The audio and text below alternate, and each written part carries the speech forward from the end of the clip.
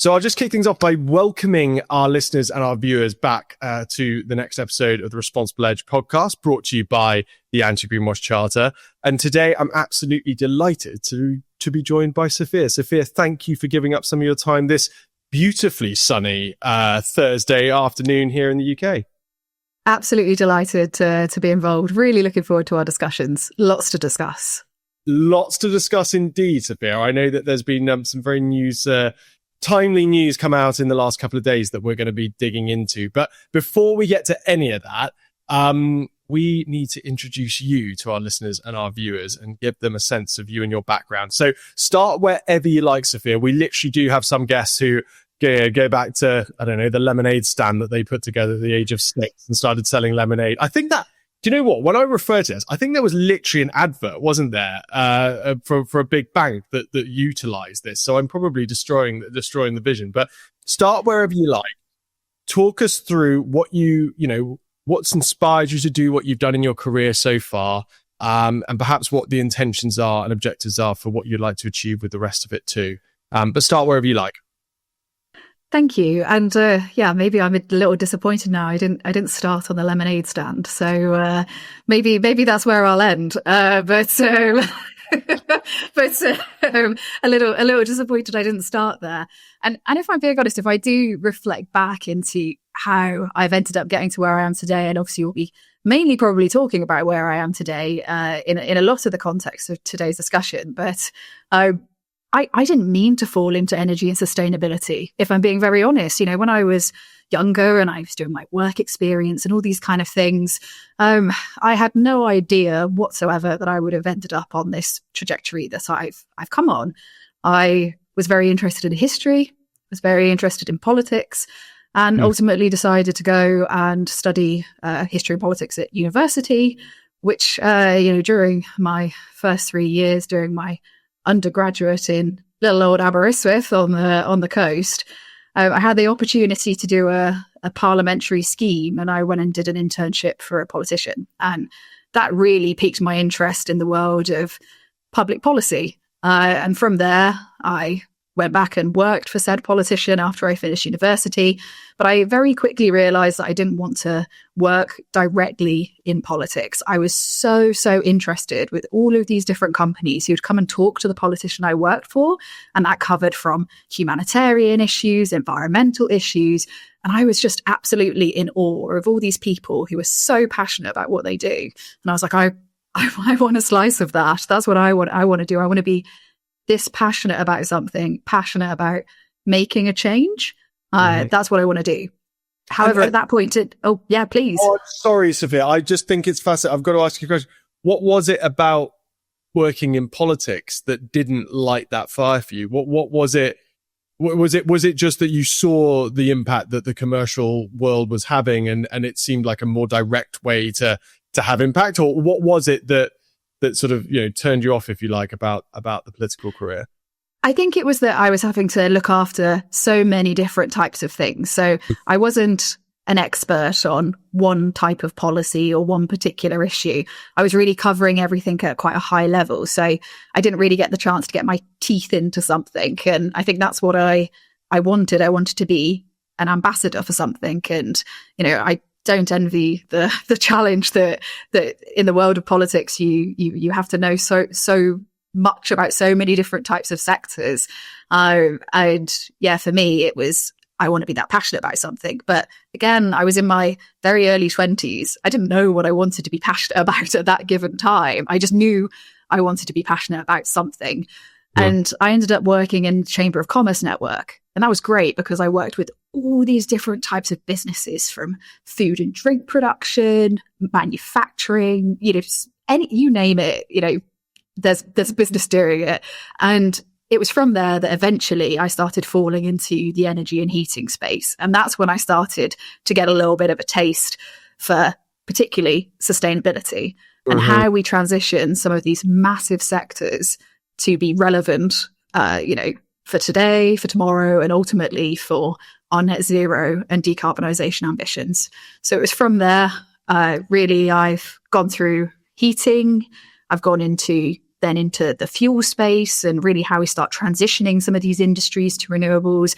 and then gone to work for renewable fuel producers like I have for the last few years. So I've really kind of taken that journey, let's say, and found, something that I care about, not just on a work basis, but I'm hugely care about on a personal level. And I want to, by the way, you're brilliant. You're a nutsheller beyond a nutsheller. You managed to encapsulate that fantastic career that you've had so simply and quickly. But let me take you back. You mentioned about the inspiration to leave politics was you wanted to be an ambassador. You used the term ambassador. You wanted to really focus your energy and your intention on one thing. What was it? Well, did it happen gradually and naturally, or was there real intent to say, the energy space is the space that I feel that association with? And if it was that case, what was it about energy that inspired you to focus your energy in that way? Yeah, it's a great question. I think, one of the things when I was working at the Chamber of Commerce, again, very early stages in my career, and you've got all these different businesses with their own different challenges, which from a policy person perspective is fascinating because, there's so many hurdles from someone operating in the agricultural space as growing fruit, growing tomatoes, selling those on, all the way through to companies, doing all manner of, mix of things. And our office where we were based was just around the corner from Worcester Bosch, who are a very famous boiler manufacturer. Other manufacturers available. But they were very big, and probably are still to this day, big engagers in this local Chamber of Commerce. And I started to understand the importance of, our heating systems. I'd never really thought about our heating systems in that way before. I'd only ever thought, I'm cold, I'm going to put the heating on, or, my bill's a bit expensive this month. They were really the main parameters that I'd thought about heating. But actually, heating is, one of our largest areas of emitters, just as much as we start talking about transportation. And now, obviously, I'm focused on aviation, which we'll come on to later. But for me, this is something that affects all of us in one way or another. That for me was showcasing the importance of the energy sector because we're so reliant on it. It's such a critical part of what we do. And therefore, if I could be part of making the change to future-proof this, then that's something that I feel is very worth investing my time in.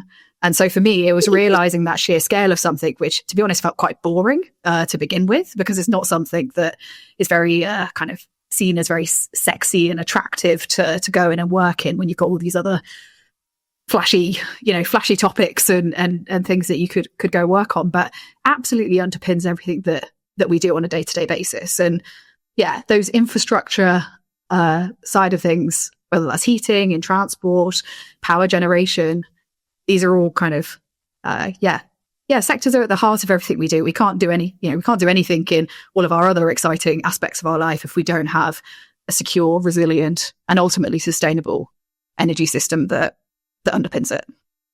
Here. I love it when you hear a guest on the show literally, make statements that you think, that will go very nicely as a quote that we can pull out and create sort of show materials around. So thank you for that one, Sophia. Well, Sophia, I think it's really interesting how you mentioned that, you were in your early 20s and you knew you wanted to drive your passion and enthusiasm into something, but you weren't sure what it was. And then you obviously went and worked in the Chamber of Commerce post your political period. And then ultimately you discovered that actually this foundational, industry and sector in energy was something that you really wanted to focus on. What did that experience of going from, I've got this enthusiasm, I've got this energy, but I don't know where to sort of position it, to I found it, I'm going to pin my myself to the mast in terms of this being my focus. What was that like for you at that moment? And how did that then impact the way that you pushed your career and the things that happened through that next period of time? Yeah, I think, it's challenging to join a legacy industry that's very well established as a, new enthusiastic entrant. But at the end of the day, this is exactly the kind of things that we're now wanting to see. And, in the skills space and others, this is what we want. We want people to come in and throw everything that they have at a problem, at a project, and really just run with it. And I think that I've been very lucky throughout my career to have consistently supportive managers who have given me the room to flourish and to run with things. And I think when, for me at that early stage of my career, that really helped in terms of being able to learn. Not everything went perfectly, as it never does. You learn lessons. I learned, what worked well, what didn't work well, and I could grow from that. And I think being given that room to fail is actually very important in your early stage of your career. And as a result, I think it's made me very resilient, not just in my work capacity, but also in a personal capacity.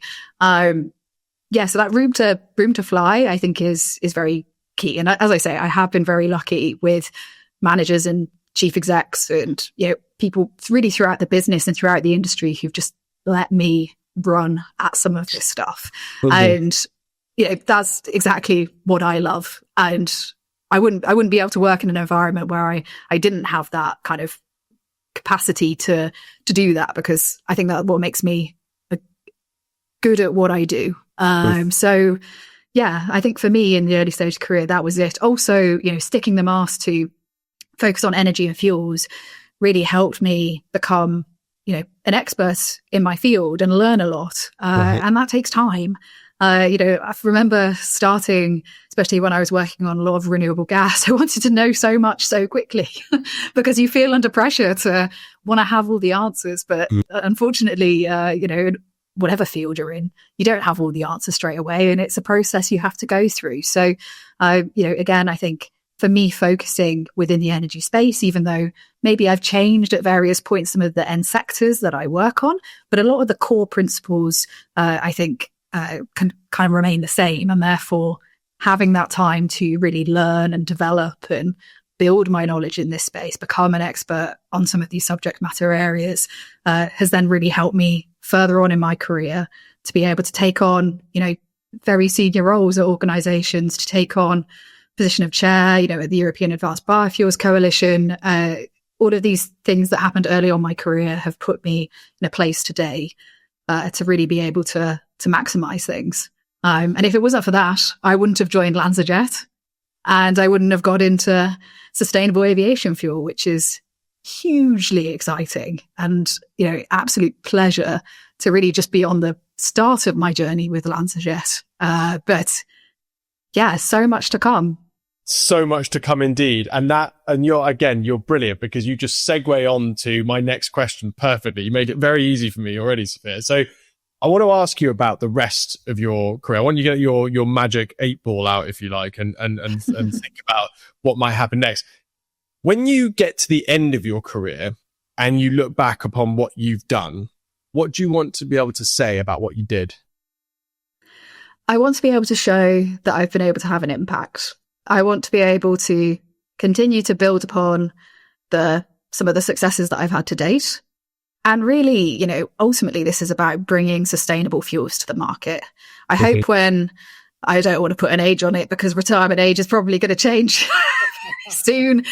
So I'm not going to put a hope on what age I will be at that point. But whenever that is, I hope that we're a hell of a lot further down the track than we are today with the market, with the energy transition, with the opportunities for renewables. So if I could look back in 30 years' time, that's what I want to see is changing. And policy is a really big driver of that, because a lot of, as we'll talk about later, a lot of the ways that we change a market and move the market is through mandates, it's through sticks and carrots. So if I can play a role in driving UK, Europe, and beyond to get to where we need to be, to create a future that is safe and sustainable for coming generations, then I'd be pleased as punch to be looking back on that.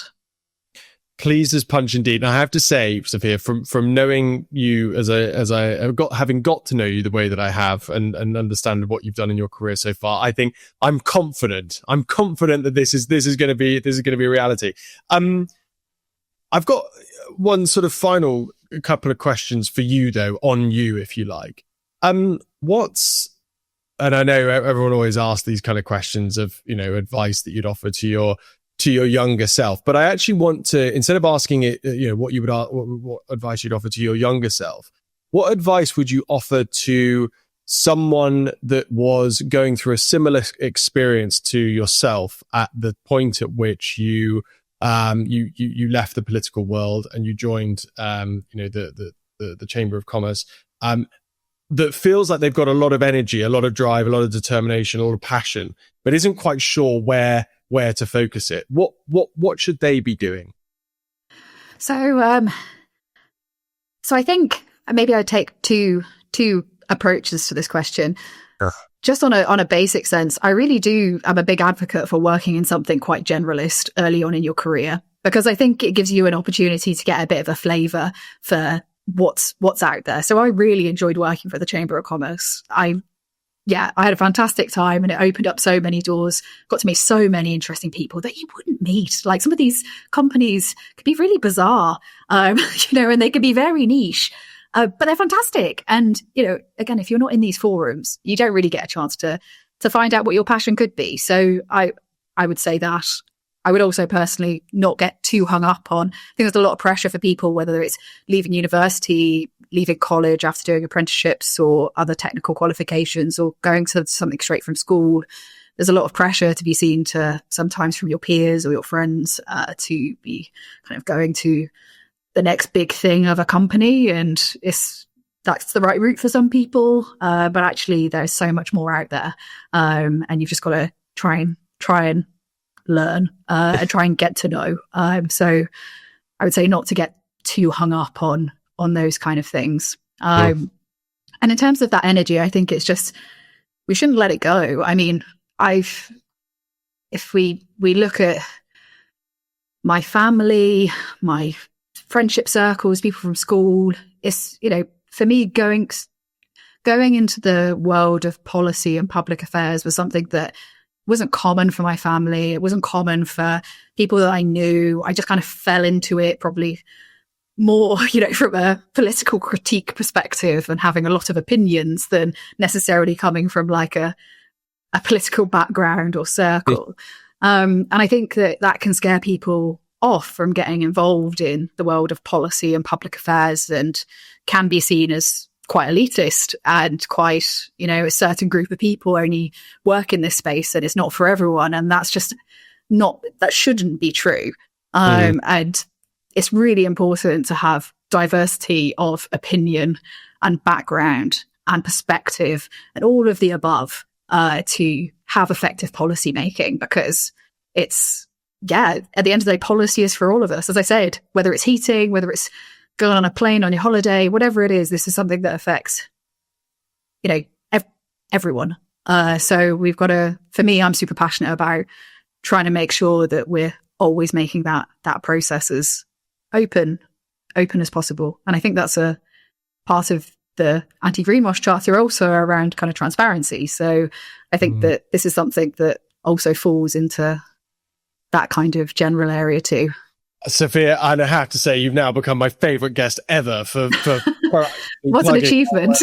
That was fantastic. I think it's really interesting what you're saying. I completely agree that kind of diversity of opinion and perspective is absolutely crucial and critical. And what I really like about your message there is that sense of emboldening people to feel confident, if you like, that their opinion and their perspective and their view, even if it's not from a typical background that would affect policy and political consideration, that it's still, it might even be more relevant as a result. So, I think that's a fantastic message for anyone out there that's looking at the impact that they might have. Sophia, just before we move on to this week's article, and you've kind of touched upon or alluded to, I think, your current role working in sustainable aviation fuel. But can you just give us a little bit more background and detail on what you're currently working on and who you're currently working for? Sure. So I'm Director EU and UK Government Affairs, Policy and Sustainability, which is a very long title. But in a nutshell, what I'm working on is creating with policy to create a market for producing and using sustainable aviation fuel, leveraging on that producing point, and that we'll come on to why I'm really emphasizing that word later. And LanzaJet themselves are a hugely exciting company. They're headquartered in just outside of Chicago in Deerfield in the United States. And what they've actually done is they've constructed the first in the world commercial demonstration of something called alcohol to jet technology. Alcohol to jet is where we take something called ethanol, which most listeners will be familiar with when you go fill up at the pump and you've got E5, E10. That's what's being blended in there. That's ethanol. And what we can do is we can take that same kind of molecule and we can convert that into sustainable aviation fuel. So this technology is super interesting. We've constructed this facility in Georgia in the United States. And now what we're looking to do is essentially scale this up. So we're looking at projects and opportunities across the world to build these SAF production facilities and bring sustainable aviation fuel to the market in UK, Europe, countries like India, Japan. Really, the opportunities are endless when we think about how we can scale this technology. So we're backed by companies such as British Airways, Southwest Airlines, Airbus. We've been awarded funding through Bill Gates's Breakthrough Energy Fund, which is super exciting, and also from companies like Microsoft. So we've got a really interesting mix of people involved in the LanzaJet journey. So we're looking forward to talking more with the UK and European stakeholders really about this moving forward. And we are dangerously close to, we are titillating over the introduction of this article, but I'm going to ask you one more question, Sophia, before we dive into it. How long have you been at LanzaJet now? So I've been at LanzaJet since October. Since October, so not long. What have been some of the most noticeable obstacles at play for you in your role of trying to, as you say, sort of stimulate, the opportunity for production and use of SAF? Like, what are the major things on your in tray, if you like? Yeah, I mean, I've obviously, as I say, I've been with LanzaJet since October, but prior to that, I've also been working on renewable fuels in a UK, European and global context for quite a while. And I think that the same challenges that we've had over the last couple of years remain to a certain extent the same as the ones that we have now. And particularly for UK and Europe, that is that we've made some really good headway with creating demand. So we have mandates, and we'll talk a little bit more about some of these mechanisms later on. But what that does is it creates demand for the fuel, doesn't necessarily create the demand to be producing that fuel in UK and Europe. And there's quite a few hurdles that we need to overcome in that space to really bring quite large investments at scale to UK and Europe. We've actually, at LanzaJet, we have a really exciting project that we announced formally a few weeks ago is going to be located in Teesside. So Teesside is a very active area at the moment in terms of clean tech and different kind of sustainable investments that are going on in the area. So we're planning a 90,000 ton SAF facility, which is jointly with British Airways, where we'll be taking second generation cellulosic ethanol, which basically means ethanol that is being made from wastes and residues. So it's really considered very high in the sustainability criteria, and converting that into SAF up there. So we've got challenges, we're making progress against them, but there's still some of those final hurdles that I would love to see UK and European policymakers overcome, which some of the options were in the article we're going to talk about. Which again, this is working like absolute clockwork. Sophia, now let's move on. I think the piece was in Climate Catalyst from December last year. Would you mind just giving our listeners and viewers a bit of an introduction to the piece? We will be linking to the piece itself in all of our materials, but if you wouldn't mind just giving a bit of a summary, a bit of an overview, and then perhaps just picking out for us whatever you thought were the most interesting points made in the article. Yeah, so the article in a nutshell is covering some of the options that are on the table, particularly for the UK, in terms of growing that appetite for demand for SAF, really more ambitious perhaps than what we've set so far, as well as things that can incentivize the production within UK and Europe. So perhaps we start with the mandates, because I think that's probably the best place to start. And, I think the UK should be proud that it's been one of the first countries to put a SAF mandate in place, which basically requires that from this year, actually in 2025, you need to have 2% SAF in the overall aviation fuel mix. And this grows to the early 20% area by 2040. So they've done a good job with being able to get this mandate in place. Be nice perhaps if it was a little more ambitious. Sophia, that's going to be my first question on the mandates is, when you look at and the aviation industry inside out, the renewable energy industry inside out, like how do you view it in terms of its ambition? Do you think it's pragmatically kind of realistic, or do you think it's just not quite ambitious enough? I'd give it somewhere between a 7 and an 8 out of 10. Okay. So if we use the 10 out of 10 marking scheme, so pretty, still great, I think is what I'm trying to say. However, if we look in Europe, the mandates are much higher, much higher, and growing all the way to virtually the majority of aviation fuel being replaced by SAF by 2050 in Europe. So there probably is somewhere really that is a little bit more ambitious than the UK, and maybe slightly more realistic than we see from the European side of things. But I think the point that I'm getting at is that ambition is what's going to drive demand and drive the sector. So the more pressure to have sustainable fuels, great for companies like us, because that is creating the business case for what we want to do and bring to the market. So yeah, I think we've made good progress. Great starting point. I think that we're going to have to make that more ambitious.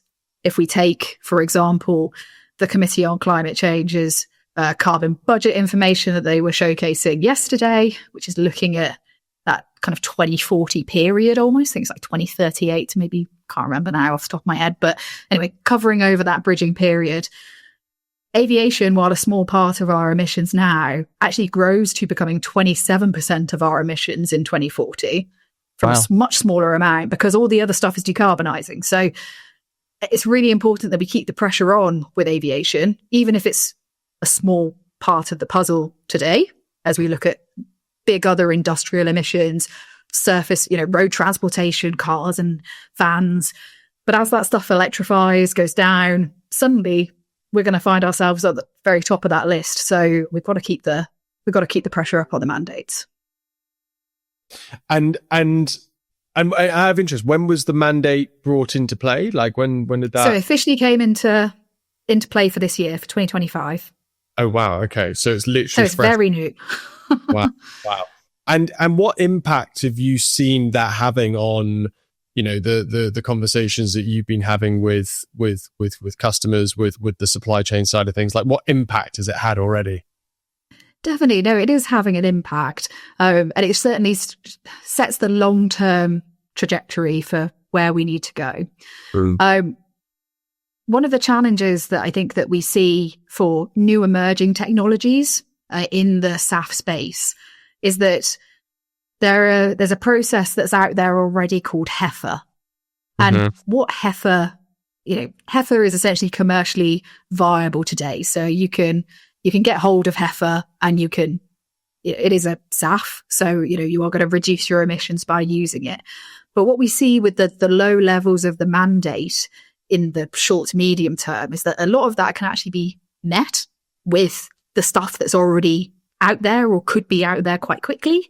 Right. And it's, that's why, again, the ambition is really important, because what we actually need is there's only going to be so much of that in the market. And the UK has actually set a cap on it at 10%. So it's already saying, we know there's not going to be that much stuff of this available in the long term. We know there's a lot of it now, but in the long term, we need to try and stimulate that investment in other advanced technologies. And that can include technologies like ours, making advanced biofuels. It could also be synthetic e-fuels. You might have heard, listeners might have heard a lot about e-fuels. They're quite often in the press at the moment. Or you can also make recycled carbon fuels, which is where you're making things from waste. Like, household waste. And instead of, incinerating that, you're turning it into a fuel. And we as LanzaJet, we, are very neutral, in terms of the technology. We could kind of do everything. But as I say, because of that heifer that's in the market, we've got to make sure that the ambition keeps on going, because we're coming up afterwards. So we want to make these decisions sooner and not be waiting for heifer to essentially reach its limit before we start investing in these new technologies. We need to invest in these new technologies now. So when we get to that situation, we're ready to go. And we're not waiting 5 years down the line, to get there instead. I was going to say the phrase "not resting on our laurels" sort of comes to mind as the need when approaching these things.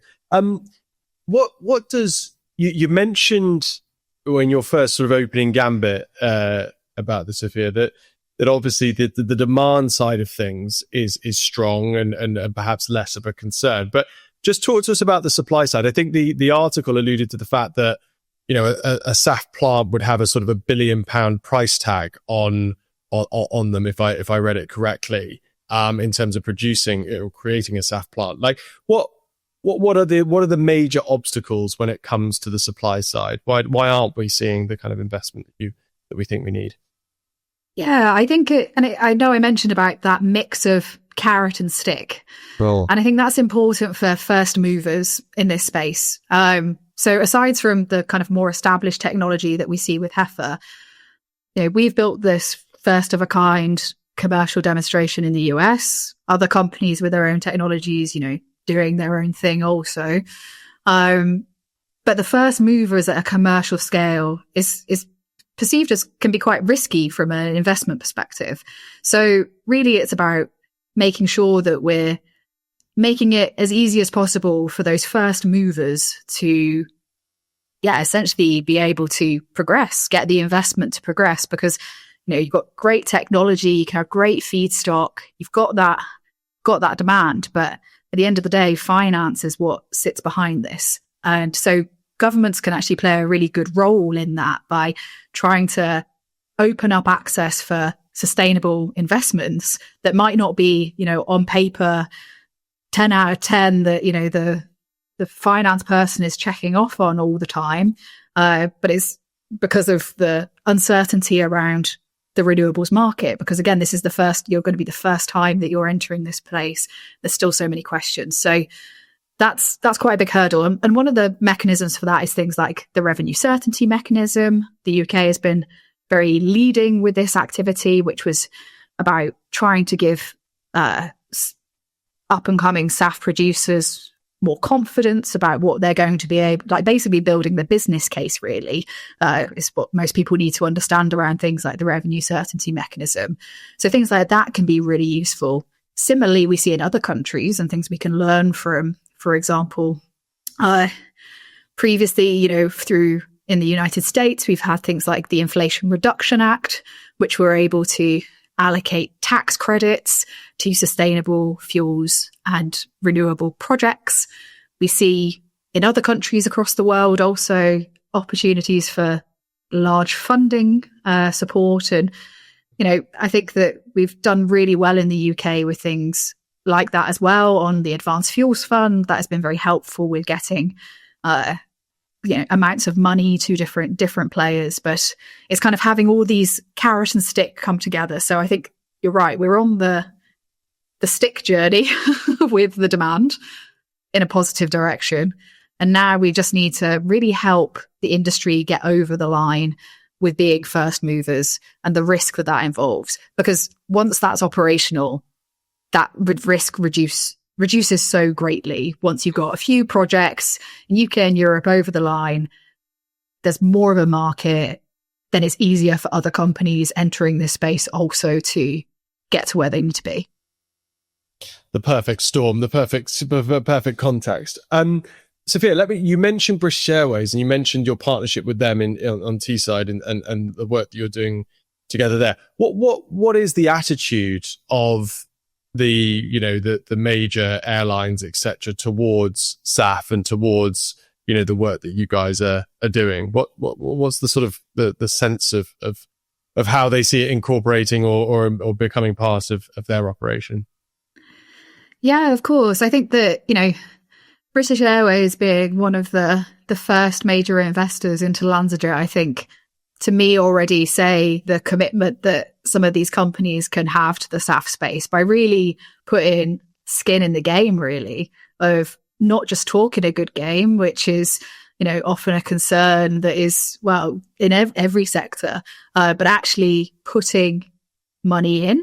And working with us, as I say, on this joint project, to me really showcases their commitment. And I know that they've also invested in other sustainable companies as well. So I think it's fantastic. And I was actually at a big airlines dinner with all different types of airlines and other companies who were there on Tuesday. And again, we were all talking about sustainability, and that was great for me. That was fantastic and a bit of a breath of fresh air, because I think it's just absolutely critical that we keep sustainability on the agenda. And it's become, I think, in the broader fuel sector, it's moved such a long way from being a niche part of what we do to absolutely the core of everything.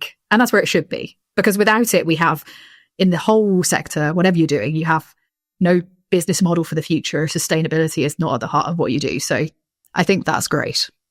And Sophia, just touching on that, because it's so hot off the press with you being at that event on Tuesday.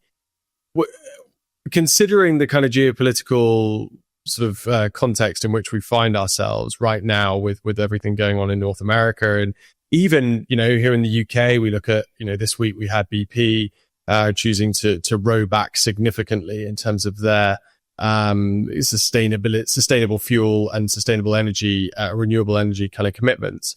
Like, just talk us through the sort of how resilient you feel the SAF space is going to be, or is, to some of these sort of broader themes that are playing out at the moment. It's a really great point. And I think, we're now more than ever operating on a global stage. And perhaps there's been quite a lot of complacency over the years in UK and Europe about the position that we hold in terms of leading the way and being, the best on these kind of areas and issues. And actually, where we're seeing the biggest competition is from other markets. And if we want to retain the reputation that I think that we've rightly deserved, where we have really done a huge amount of work in a lot of these spaces and progressed very far, if we want to maintain that, then we have to consider this within a global context, because at the end of the day, it's not really, it's competing between countries as to who's going to get some of these first SAF facilities. I would absolutely love that to be UK and Europe. And maybe that's just because I'm a Brit also, that I'm a bit biased on that. I really want it to be UK and Europe. So again, that's why we want to do as much as possible to make the UK an attractive place to invest in. And I think what we see on SAF is just actually it's coming to a head perhaps a little bit more with SAF because it's very topical right now, but this is for all industry. It's everyone's talking about, is the UK and Europe a good place to invest in and bring industry, to this area?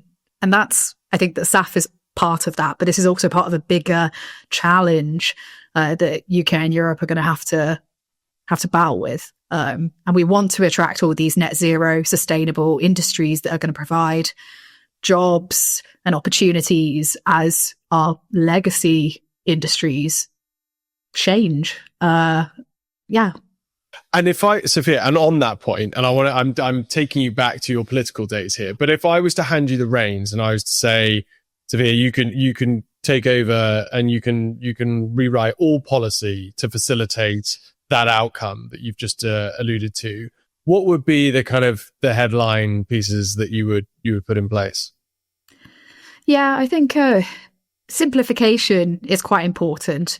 It's very, very complicated, and it's with good intentions, to be clear. And there's a lot of that should be retained, because these are all safeguards that we put in place to ensure that we operate in the right way. However, like what we see is particularly in Europe, for example, is that it's so difficult to really even understand some of this legislation because it's just completely contradicting with each other. France is, interpreting it different to Lithuania and Sweden somewhere else. And, it's a really big challenge. And again, policy underpins everything that we do. And as I say, none of it is necessarily coming from, an intentional decision to make it complicated, but it just kind of de facto has become crazy complicated. And then you have to have teams of people like me who have to read through these hundreds of pages of documentation. And yeah, it can become very, very challenging. So it's by no means what am I saying is, we want to get rid of everything, not at all, but it's got to be done in a way that we can work with. And again, we're trying to do something that is good. We're trying to do something that gets us to where we need to be.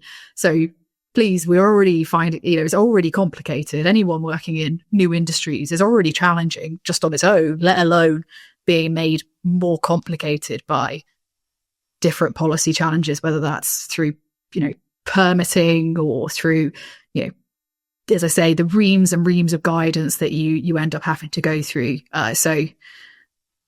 And I think also to a certain extent, when you have so much complication, and I quite liked on the Charter website that you kind of have these principles, and it's written in quite a simple way that's easy for people to understand. I think that there has to be take a step back and go, what are we trying to achieve?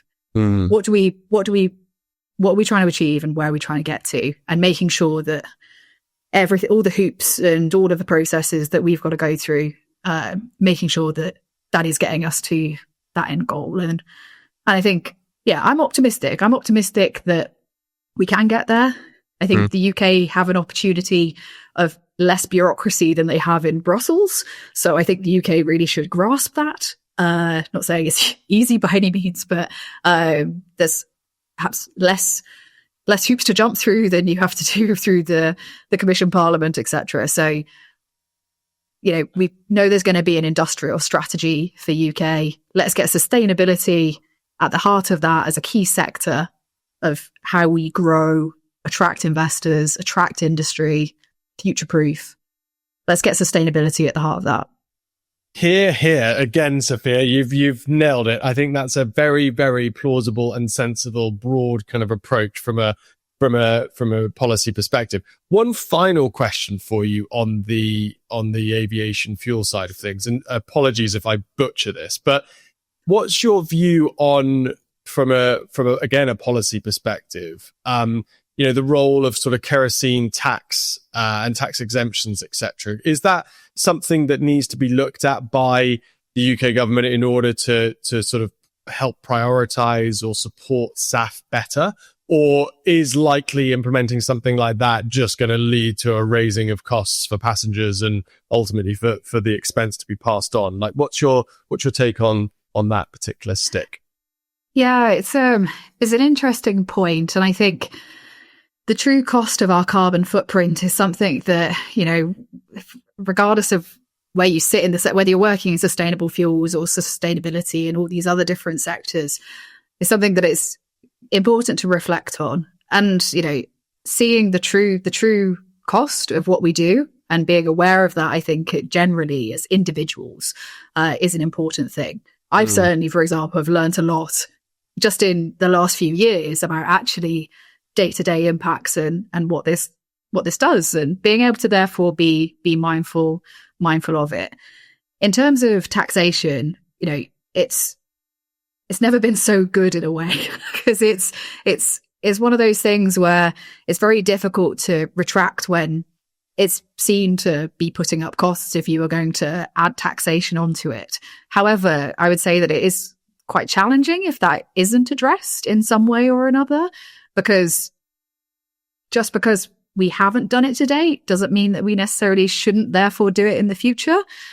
And there's a difficult balance to strike there, but I think it's one that not just us, but I think that policymakers have a responsibility to weigh up, because whether it's in our sector, whether it's in heating, whether it's in any part of what we do, the transition to net zero will impact us in one way or another. And we can only shield ourselves from that for so long. So I think that if we can do that in a proactive way that gets us to where we need to be, then to me, that's better than maybe not doing something can actually further down the line having still raised costs, but actually we haven't done anything good with it. You know, that's what I would say to that question. I think the Committee on Climate Change have also come out quite in favour of those kind of initiatives in terms of looking at taxation. But how do we again funnel that money into things that are good? And for me, that's, you know, one thing that Europe have, you know, looked at, for example, is on the emissions trading scheme, ETS, which basically puts a price on carbon. Through the ETS, what they're saying is that they're going to have all of these allowances and basically all this money that could be then used to help airlines get hold of SAF and reduce the cost of that and make it a bit more easier for them perhaps to get hold of this stuff.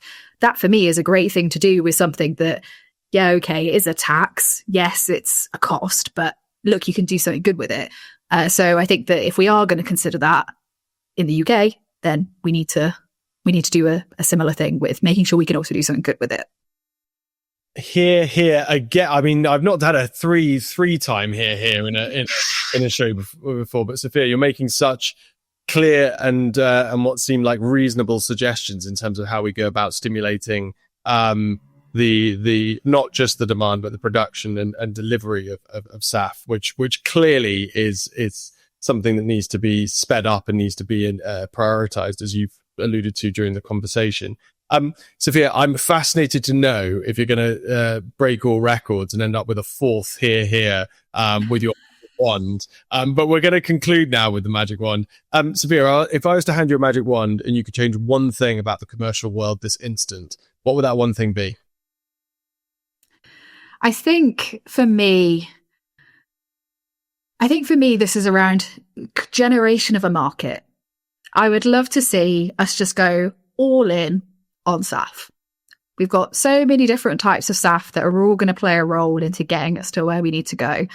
And I know that, you know, obviously for us as a company, but I also kind of just generally in terms of the industry, there is so much potential, so much fantastic technology, so many interesting companies, all shapes and sizes coming from different parts of the world that we can learn a lot from. And I think that we have a really good case.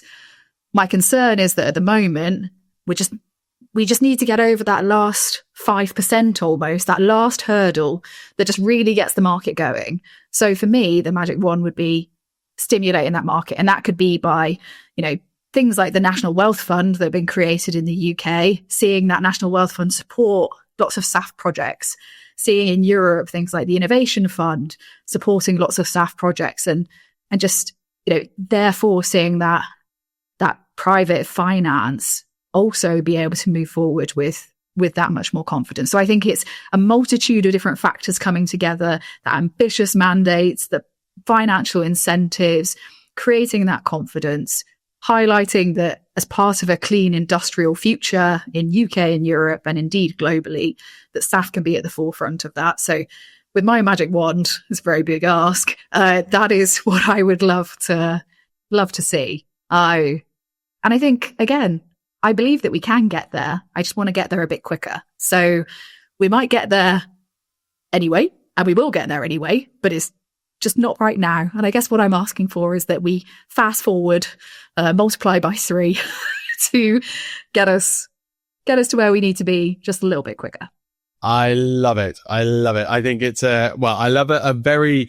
A reasonable and not particularly sometimes we get magic wands that feel slightly idealistic and perhaps not particularly pragmatic, but that one feels like it's very achievable. And I guess we would headline the show with, guys, it's time to invest in SAF. This is the moment. And if we can leave any of our listeners interested in our kind of call to arms, Sophia, I think perhaps you'd agree with me that that's what we want to leave them with. Sophia, it's been brilliant to have you on the show today. I, for one, have learned a great deal about SAF, and will be following, the work that you guys are doing at LanzaJet very closely. It sounds like a brilliant technology that you guys have developed, and looking forward to seeing the impact of it. Thank you so much for joining us today. No, thank you for having me. It's been great fun. And that's it for today's episode of The Responsible Edge. A big thank you to Sophia Haywood, Director of EU and UK Government Affairs, Policy and Sustainability at LanzaJet, for joining me today. Today, we explored insights from the article Sustainable Aviation Fuel Policy in the UK, discussing the challenges of scaling SAF, the role of government mandates, and what's needed to create a commercially viable and sustainable future for aviation. This episode was brought to you by the Anti-Greenwash Charter, championing responsible sustainability communications. Visit antigreenwashcharter.com to learn more. I'm Charlie Martin. Thanks for listening, and don't forget to subscribe, share, and leave us a review. See you next time.